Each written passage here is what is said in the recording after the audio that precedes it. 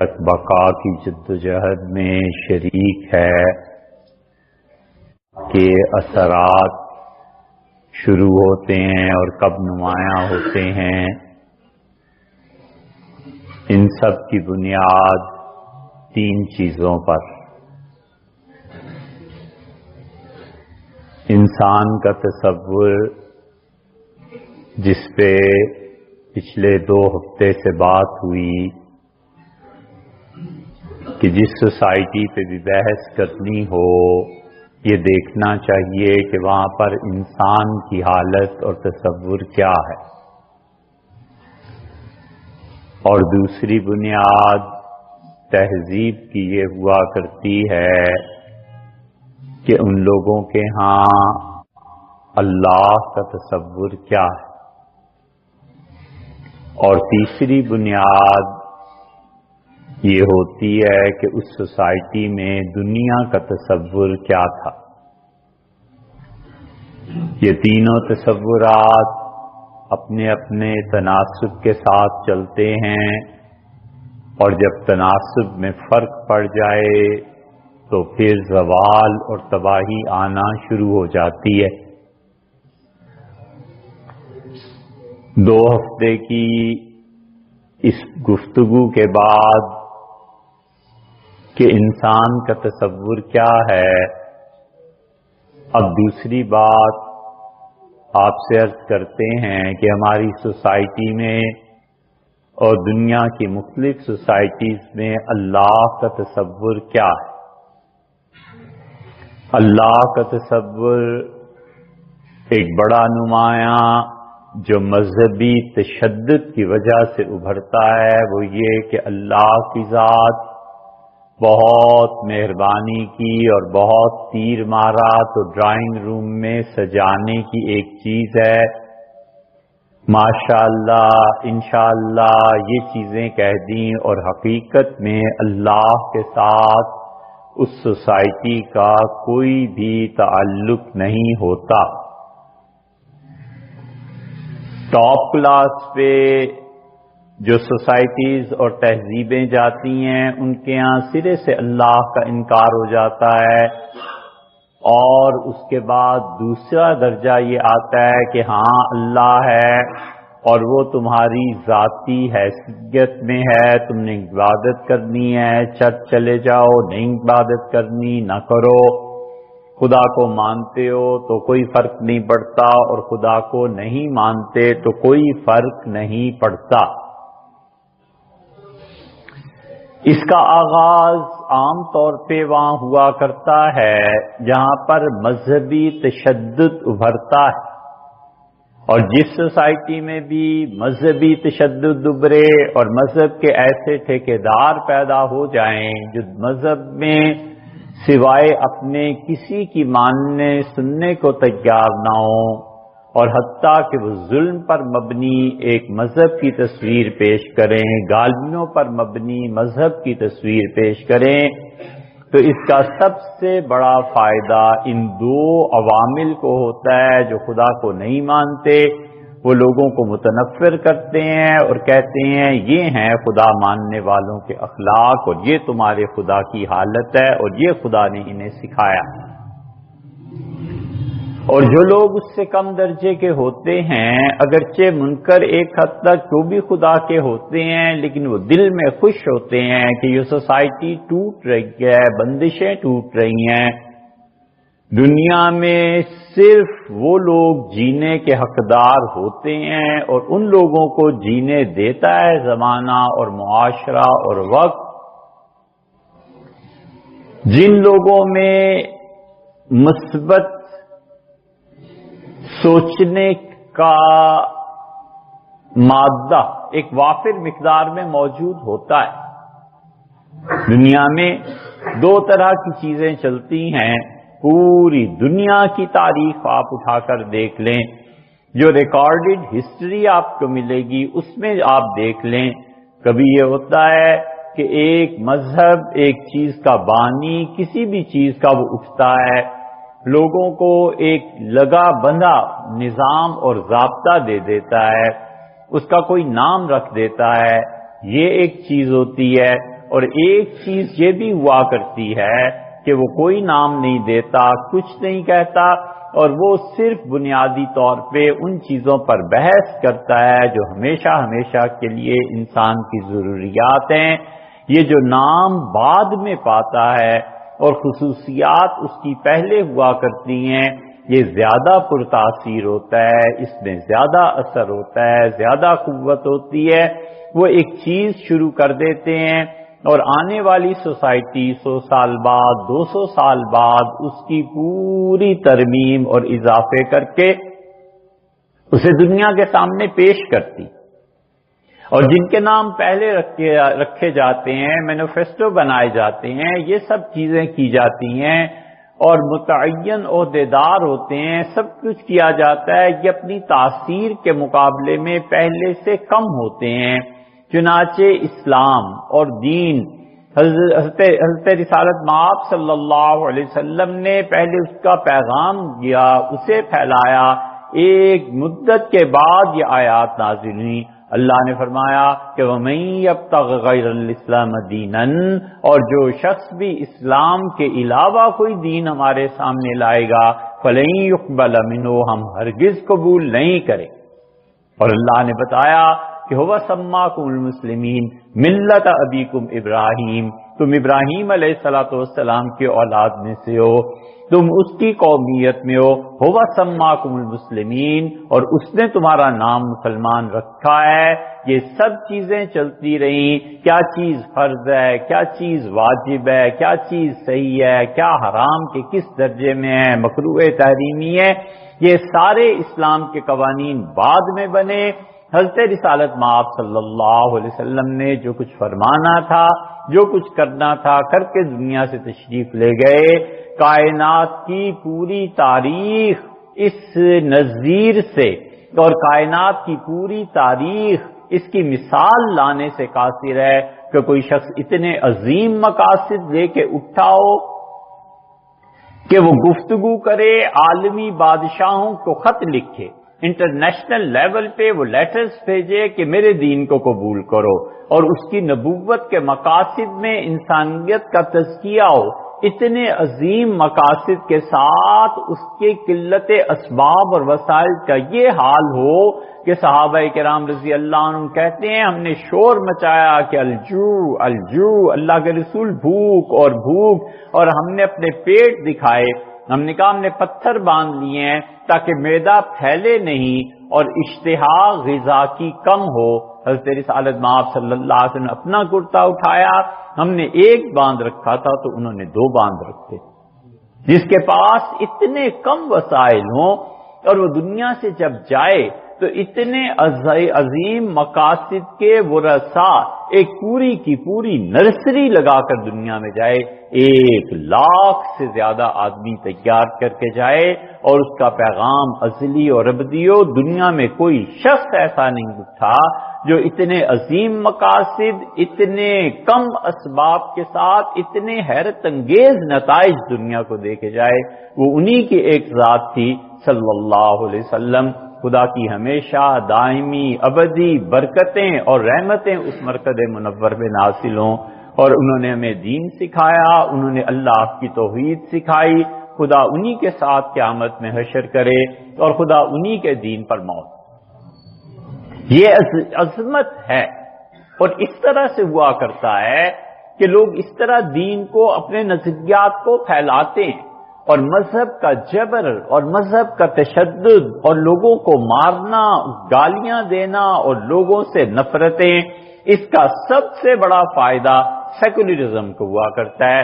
Secularism اسلام کے علاوہ دوسرا طریقہ اور میتھڈ یہ تھا جس کا کوئی نام نہیں کسی نے رکھا، جس کے بانی مبانی بہت کم تھے، لیکن مذہب کے جبر کے نتیجے میں، تشدد کے نتیجے میں ایک تحریک ابھری، اور انہوں نے کہا نہیں مانتے ہم، جو کچھ تم کہتے ہو نہیں مانتے، اللہ کا کہتے ہو ہم نہیں مانتے، اللہ کو، مسیح علیہ السلام کا کہتے ہو ہم بالکل اس آدمی کو معاذ اللہ ایک صحیح نسب کا آدمی ماننے کو تیار نہیں ہے، ہم بالکل اس کو نہیں مانتے۔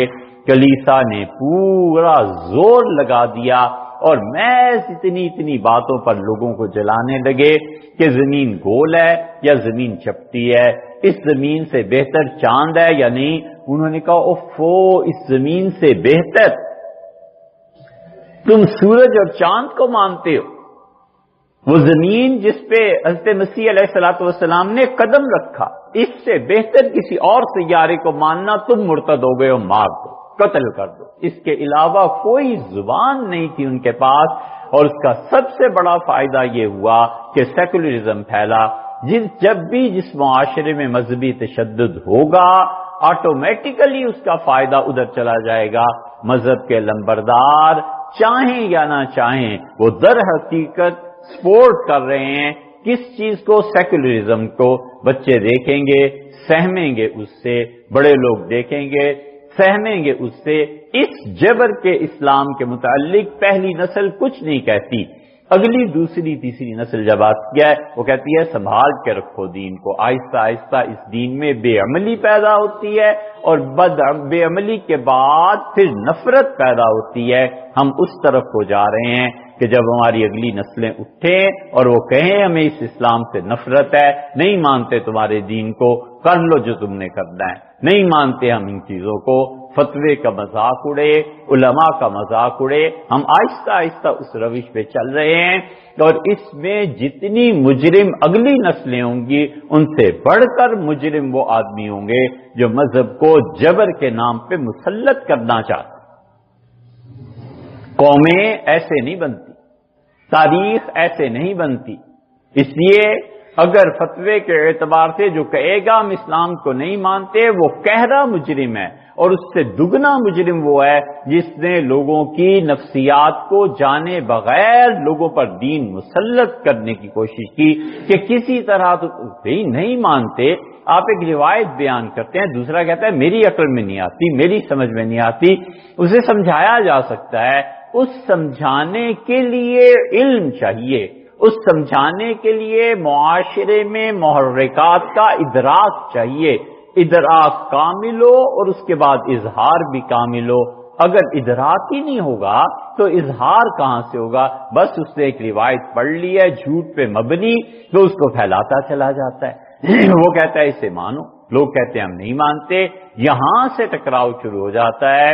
اور مذہب کو جبر کے ذریعے لانے والے وہ ہمیشہ کے لیے مذہب سے نفرت کے بیج بو دیتے ہیں۔ نتیجہ یہ نکلتا ہے کہ پہلی نسلیں چپ رہتی ہیں اور بعد میں آنے والی نسلیں صاف کہتی ہیں مولوی صاحب گھر بیٹھو، اپنا کام کرو، نہیں مانتے تمہاری بات کو۔ یہ سب کی سب بغاوت جو پھیلتی ہے یہ اس رویے پر پھیلتی ہے جو نفرتوں پر مبنی۔ اس لیے اللہ کے ساتھ تعلق فرد کا کیا ہے؟ سوسائٹی میں کیا ہے خدا کا مقام؟ خدا کا مقام یہ سرے سے انکار ہو جائے۔ کلیسا نے یہی حرکتیں کی، اور کلیسا نے جس بری طرح مارا، اور جس بری طرح کلیسا سینکڑوں سال حکومت کرتا رہا ہے بڑے امن کے ساتھ۔ کلیسا کی طاقت تھی کہ ہندوستان کشمیر میں آ کر تورات کے مطابق حکومت کی گئی، انجیل کے مطابق حکومت کی گئی۔ اب بھی کشمیر کو ان ڈیٹیل کوئی پڑھے گا تو وہ جانے گا یہاں پر یہودیوں اور عیسائیوں کی حکومت رہی ہے۔ بفا میں آپ چلے جائیں، قبریں وہاں ہیں، اب تک وہ لوگ بڑے اطمینان سے چلتے رہے۔ اور پھر جب ان میں ان پڑھ پادری آئے جن پادریوں کے پاس علم نہیں تھا، اب ٹکراؤ پیدا ہوا۔ کلیسا میں ان پڑھ اور جو ان کے نیچے ماتحت بادشاہ اور شہزادے تھے وہ پڑھے لکھے تھے۔ اور ایک دن وہ آیا جب انہوں نے کہا صاحب تالا لگاؤ اس کلیسا کو اور جلاؤ اس تورات کو اور انجیل کو، نہیں مانیں گے ہم۔ اور اس دن سے کلیسا الگ ہو گیا، اور اس دن سے عیسائی پادری الگ اور کلیسا الگ اور بادشاہت الگ ہو گئی۔ انہوں نے کہا کوئی تصور نہیں ہے ہماری بادشاہت میں تمہاری اس کلیسا کا اور پوپ جو تم بیٹھے ہو۔ اور یہی وہ بات تھی جو علامہ اقبال نے کہی، انہوں نے کہا مانند بتاں پوجتے ہیں کعبے کے برہم، مانند بتاں پوجتے ہیں کعبے کے برہم۔ ایک تو یہ رویہ ہے کہ سرے سے پلٹ دیا، ایک یہ رویہ ہے، دوسرا کہ خدا بس ڈرائنگ روم کے لیے اچھا ہے، انشاءاللہ ماشاءاللہ حرام کا پیسہ عمرہ کرنے چلے گئے، حلال کے پیسے سے 10 لاکھ روپے پہ فیملی کو عمرہ کرانا کدھر سے آتے ہیں آخر؟ سورس کیا ہے انکم کا؟ کوئی نہیں سوچتا۔ یہ لاکھ روپیہ تم عمرے کے لیے دے رہے ہو، یہ خدا کو خوش کرنے کا تصور ہے؟ یمن میں ہیضے سے پوری دنیا کی تاریخ میں اتنے لوگ نہیں مرے جتنے اب مر گئے، اور یہ تصور ہے خدا کے ساتھ تعلق کا۔ عراق گئے، مدت کی بات ہے، کہنے کی ہے یا نہیں، لیکن عراق گئے اور اسپتالوں میں گئے تو چیختے تھے لوگ۔ پوچھا کیا ہوا؟ کہا سینکشنز لگ گئی ہیں۔ لوگ نہیں جانتے سینکشنز کتنی تباہ کن چیز ہے، کتنی برباد کرنے والی چیز ہے۔ سینکشنز لگ گئی ہیں۔ پوچھا یہ چیخوں کی آواز؟ انہوں نے کہا داڑھ میں درد ہے اور پلاس زنبور کے ذریعے اسے کھینچ کے نکال رہے ہیں سن کرنے کی دوائی میں۔ عورتیں، مرد، تباہی مچی ہوئی ہے عراق۔ اور ایک صاحب ساتھ تھے جن کے بے نظیر بھٹو سے تعلقات تھے بہت اچھے، وہ ان کی عزت کرتی تھی۔ ہم نے ان سے کہا خدا کے لیے اللہ کا واسطہ ہے یار اتنا بھی ظلم نہ کرو، ان سے کہو کہ کسی طرح یہ تو کر دیں کہ دوائیاں جانی شروع ہو جائیں۔ انہوں نے فرانس کے سفیر کو بلایا اور ان سے بات چیت کی، وہ اچھا کرا نکلا اور فرانس کا پہلا جہاز جا کے بغداد اترا۔ اللہ کا شکر ادا کیا کہ یہ کوشش کامیاب رہی۔ یہ وہ مذہب کا تصور ہے جو اسلام نے ہمیں دیا ہے، اور ایک مذہب کا تصور یہ ہے کہ حرام کا پیسہ کماؤ اور حلال کا پیسہ بھی ہو، تب بھی نفل حج ہو رہے ہیں، عمرے ہو رہے ہیں، سب کچھ، اور یمن میں لوگ مر رہے ہیں ہیضے سے۔ یہ دین کون سا ہے بھئی؟ یہ اسلام کون سا ہے؟ ہمیں بھی تو سمجھاؤ آخر۔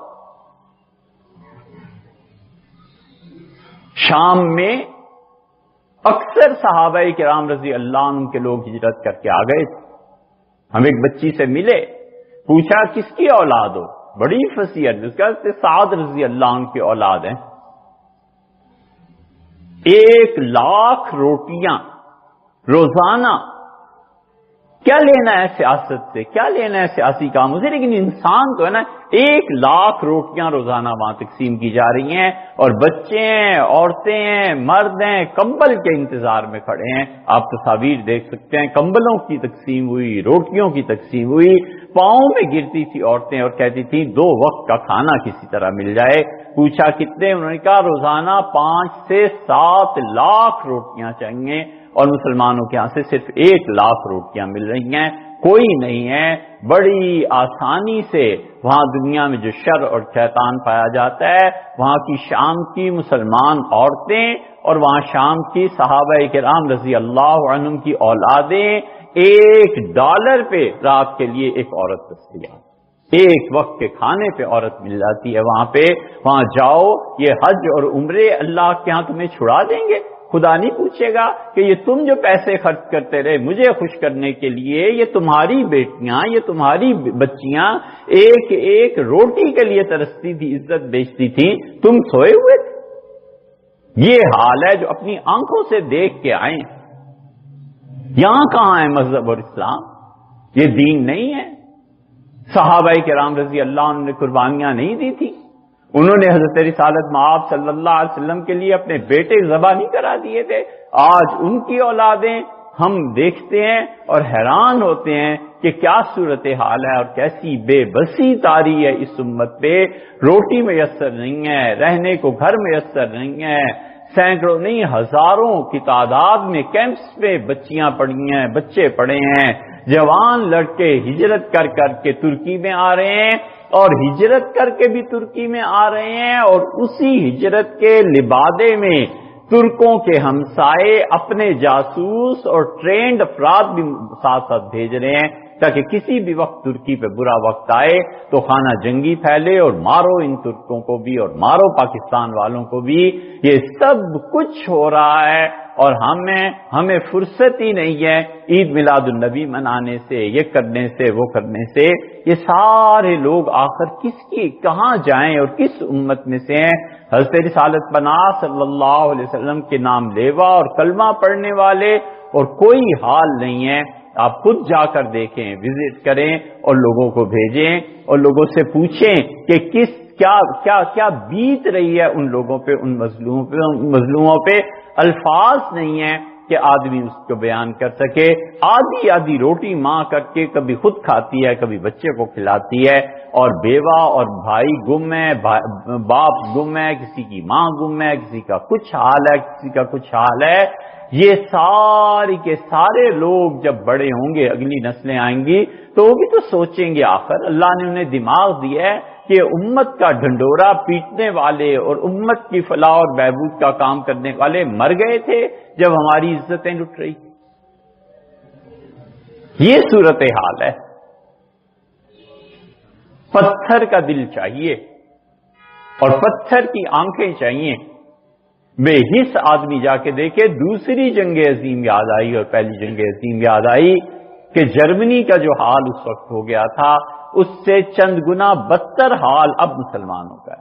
شام میں یہ صورتحال چل رہی ہے، لوگ بھیک مانگ رہے ہیں، جگہ نہیں ہے، اور سیاست گرم ہے ان مسلمان رہنماؤں کی۔ بار بار خیال آتا رہا، اللہ خوش رکھے ڈاکٹر عبد القدیر کو، ڈاکٹر صاحب کہیں ملتے تو عرض کرتے حضرت اللہ ہی جانتا ہے کتنا بجٹ آپ نے لگا کے ایٹم بم بنا دیا، اور اتنے بجٹ میں آپ مسلمان امت اور اس پاکستان کی قیادت کے لیے، اس امت اور مسلمانوں کی قیادت کے لیے ایک آدمی نہ بنا پائے، ایک آدمی نہ بنا۔ کیا تھا؟ ایک آدمی نہیں بنا۔ یہ سارے سیاستدان اور یہ ساری قیادتیں، انہیں پتہ ہی نہیں ہے کہ ہو کیا رہا۔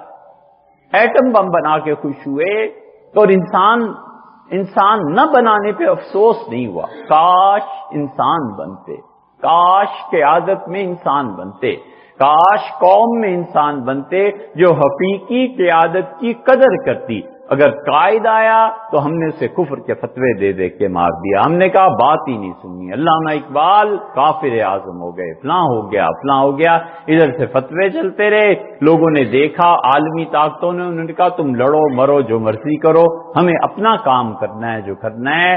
اس لیے مذہب کے یہ جو دوسری چیز ہوتی ہے اللہ کا تصور، جب قومیں تباہ ہوتی ہیں تو اسلام ہو یا کوئی ہو، ریچولز رہ جاتے ہیں۔ ریچولز کے علاوہ حقیقی مسائل پہ کوئی توجہ نہیں دیتا۔ کوئی شخص نہیں ہے جو یہ کہے کہ یہ لیں صاحب 5 لاکھ ایک دن کی روٹیاں میری طرف سے دے دیں، اچھا پلانٹ لگا لیتے ہیں، اللہ جزائے خیر دے ترکوں کو، انہوں نے پلانٹ لگایا ہے، وہ کہتے ہیں کیا کریں 1 لاکھ روٹی بس بنا رہے ہیں، اس سے زیادہ بن نہیں سکتی۔ یہ سب سوچنے کی باتیں ہیں کہ ہم مذہب کا کیا تصور دنیا کو دے رہے ہیں اور ہم اسلام کی کون سی تصویر اپنی آئندہ نسلوں کو دے رہے ہیں۔ یہ 2 درجے ہوئے، اور تیسرا درجہ بھی ہے جہاں اللہ کا ماننا یا نہ ماننا، وہ انشاءاللہ آئندہ بات کریں۔